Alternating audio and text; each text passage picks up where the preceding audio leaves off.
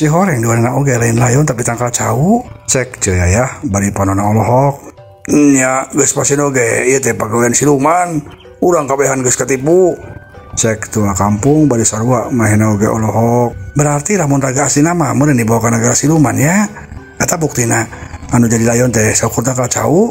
Cek salah seorang ibu-ibu sejenna. Tah meureun kitu ieu teh jang bahan pamikiran urang. Namun kieu carana berarti jalma anu maot dibawa ka negara siluman teh sabenerna hidup keneh.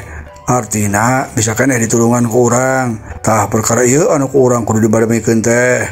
Lantaran sigana lain saurang dua urang bae jalma urang lembur dieu anu geus dibawa ka negara siluman teh. Palebe ngomongna rada panjang lebar. Geus ayeuna mah cuang balubar bae heula. Kayak kekolot lembur mah cuang karumpul deui nyawalakeun masalah ieu. Geus di mah kuring bae. Cek tua kampung. Leres patua, leres. Hayu cuang balubar heula. Nya hayu bubar euy bubar. Cek nu sejenna sanggeus kitu mah tuluy bae kabehana balubar. Cak urang tunda heula.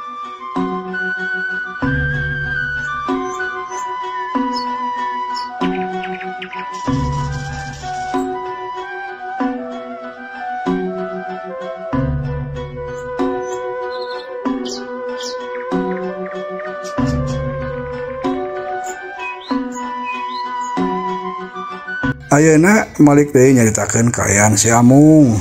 Harita katempo si Amung masih kedeh ngagoler di jero warung. Awakna leuleus taya tangan pangawasa, sedangkeun teu jauh ti manehna dimimin tukang warung oge sarua katempo ngagoler bari jeung pakeana acak-acakan. Kuniang si Amung hudang lelaunan, awakna karasa leuleus lir di pupul bayu, red ka kenca, red ka katuhu. Breh katempo si bibi tukang warung ngagoler dina luhur meja. Bari jeung katempuna teh pikawatireun pisan. Si Amung ngareng hapanjang. Be, naon deui anu geus dilakukeun ku aing ya? Sigana aing teh geus sangsara di jelema. Geurentes si Amung bari neuteup teleb ka si bibi tukang warung anu masih keneh ngagoler. Tuluy si Amung leumpang lelaunan nyampeurkeun ka si bibi tukang warung. Tep pigelang leungeunna dicepeng. Tetela kaketegan keneh. Masih keneh aya nyawaan. Tapi eta geuning pakeana saperang sad kitu. Wah buat tas diguna sita ku aing ieu mah. Geurentes si Amung deui bari terus neuteup teleb ka si bibi tukang warung. Jadi naon anu dilakukeun ku si Amung teh sabenerna kabeh oge di luar kasadaran manehna. Si Amung sama sekali teu nyaho naon anu geus dilakukeun ku manehna. Hampura bibi uing teu sadar lamun uing geus siksa ka si bibi. Komo lamun uing sampe ngaguna sita mah uing mah sama sekali teu boga maksud bibi. Hampura sakali dihampura bibi. Cek si Amung deui.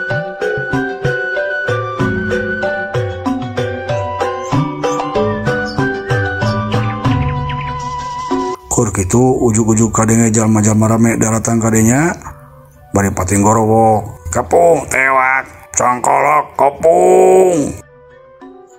Cek jalma-jalma kadenge meuni seah rame. Si Amung reuwas ngadenge kitu teh. Be cilaka sigana mah jalma lembur daratang ka dieu yeuh rek yang kalak aing. Geurentes si Amung katempo awakna geter bangun ku sieun. Sora anu pating gorowok kadenge deui beuki asa deukeut pisan ka palebah dinya. Kopung tewak ulah dibere hojah. Kopung podaran. Cek sora jalma-jalma deui beuki kadenge jelas. Si Amung beuki sasah. Walah kieu carana mah aing kudu gawat kabur yeuh. Cek si Amung. Tuluy awakna rada dongko ka katayapan rek kabur maksudna mah teh jero warung.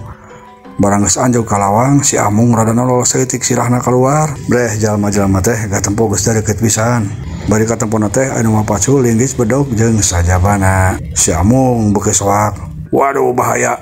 Jalma-jalma teh bener rek yang kalak aing sigana mah. Lamun beunang aing bisa modar yeuh. Aing bisa modal baseuh.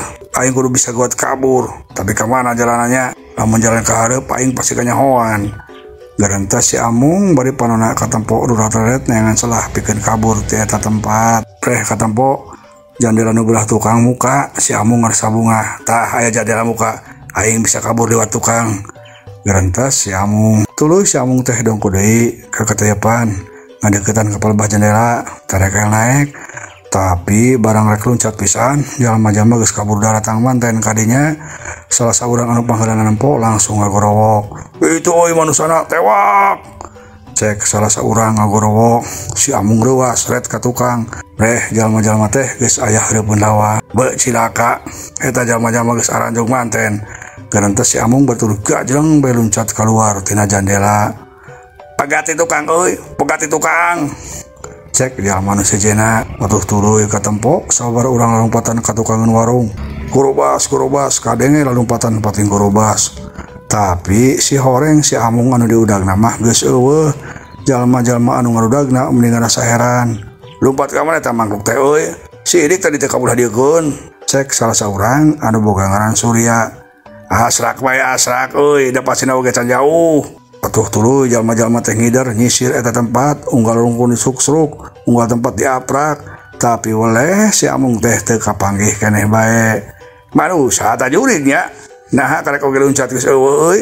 Nyumput di mana eta? Cek Mang Surya deui.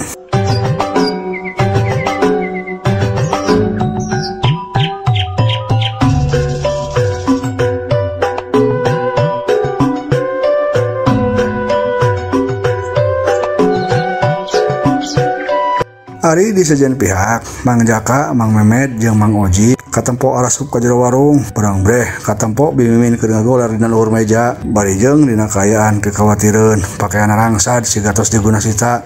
Kabeh jalma meni kaget ngurut dada. Astagfirullahaladzim. Eta cumimin karunya teuing. Bener-bener manusia teh telangas pisan euy. Cek Mang Memed.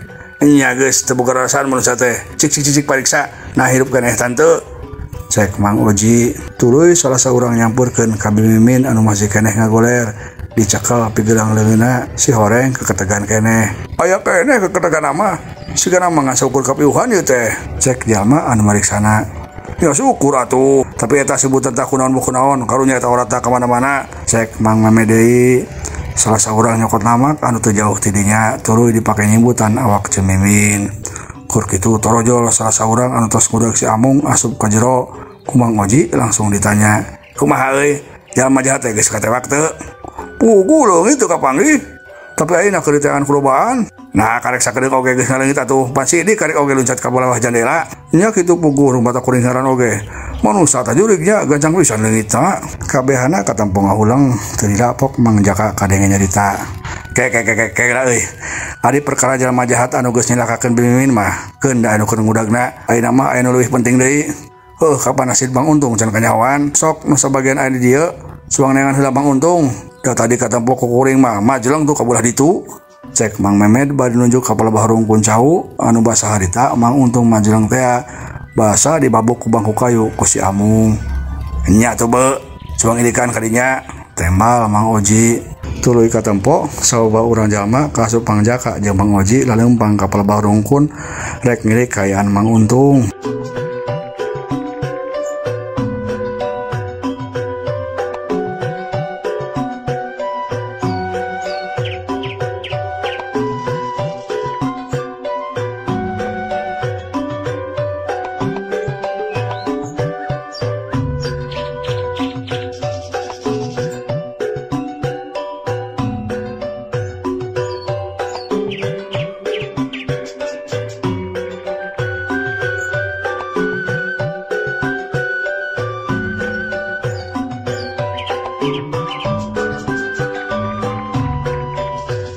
Lila kabehana geus anjau ka palebah rungkun cau anu ditunjuk ku Mang Jaka.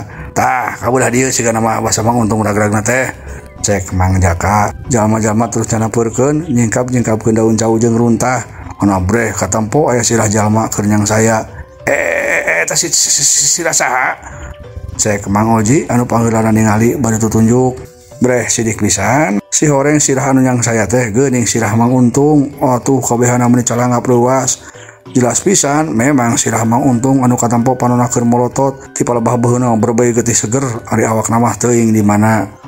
Eta geuning sirah Mang Untung yakin kuring mah. Innalillahi eta geuning sampai sapat kitu. Ka mana ari beheung jeung awakna nya? Cek Mang Jaka bari olohok bari jeung ngarasa ngarei. Nepi ka kituna nasib Mang Untung karunya teuing. Cik keluarkeun di rungkuna. Tangan awakna di mana ayana? Cek salah saurang nu sejenna. Tuluy dua urang jalma katempo ngaguar rungkun. Breh katempo rada jauh ti dinya aya awak jalma eueuh sirahan. Salah saurang langsung tutunjuk bari hariweus-weus.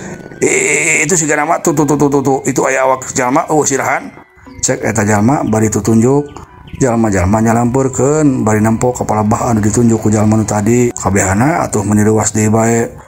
Ya itu pasti awakna. Cik tempo.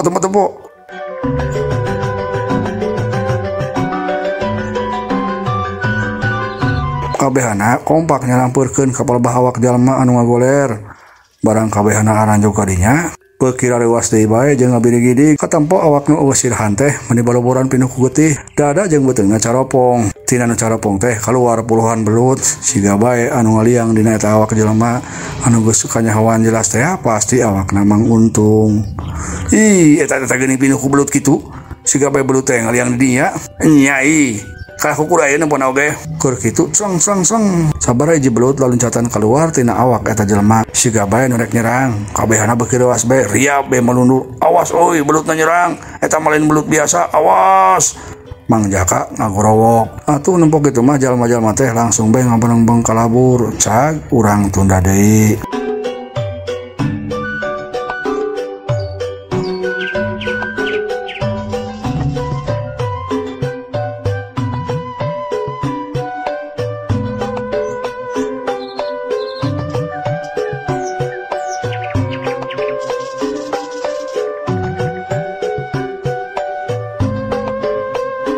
Malik deui nyaritakeun kaayaan si Amung. Harita jalma-jalma katempo keneh rame ngarepung si Amung, tapi sampai ka ayeuna si Amung na tacan keneh kapanggih.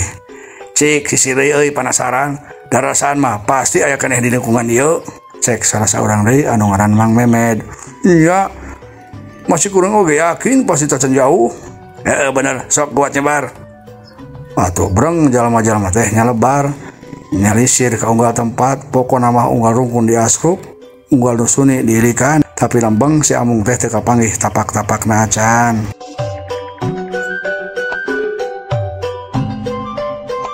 Ari si Amung na si horeng teh ti barang manehna luncat langsung ngarobah wujudna jadi sakadang belut.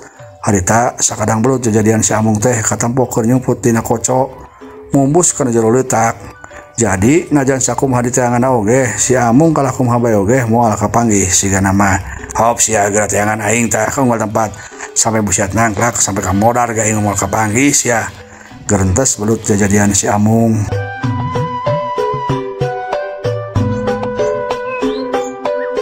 Di sejen pihak jalma-jalma nu keneangan si Amung masih keneh terus kukurilingan lila mah loba nu ngarasa aral oge. Cia nyebut di mana eta mangkluk teh teu kapanggih keneh bae euy. Oh tapi da dewek mah yakin pasti oge tacan jauh. Lamun tacan jauh teh di mana buktina teu kapanggih keneh bae. Kumaha geus kieu? Kumaha lamun minta bantuan bae ka jalma-jalma lembur euy sakalian laporna ka Patua ujung Pak RT. Kalah kumaha oge eta jalma teh tetep kudu kapanggih. Da bongan geus ngalantarankeun korban Mang Untung jeung Cemimin anu sampai deui guna sita sagala. Cek salah saurang nu sejenna deui. Nya geus kuring bae nu rek inditna. Cek jalma anu ngaran Mang Uus. Nya Mang Uus wayahna heula bejan heula jalma-jalma lembur sakalian laporan ka Patua jeung Pak RT. Cek Mang Memed tuluy jalma anu ngaran Mang Uus teh indit rek ngabejaan jalma lembur. Sainditna Mang Uus jalma anu sejenna masih terus ngarariung loba keneh anu panasaran hayang bisa newak si Amung anu geus dianggap nyieun kajahatan. Pok kadenge aya nu nyarita dewek mah masih keneh penasaran sabuni-bunina jalma nyumput pasti kapanggih bae pasti aya cara. Cek salah saurang anu ngaran si Ahdi kumaha lamun kieu euy. Salah saurang nu sejenna nyengkeung nyarita nya sok andika boga usul kumaha tanya Mang Memed. Kumaha lamun ku urang duduk bae kebona. Cek kuring mah pasti lamun geus diduruk mah ada keluar atuh mangkluk teh tina panyumputanna. Tah bener kadang-kadang mah pinter oge lain teh. Dewek satuju pisan. Woi batur-batur hayu cuang duduk bae kebona hayu duruk. Bener duruk bae duruk satuju duruk. Tembal nu sejenna meni rame.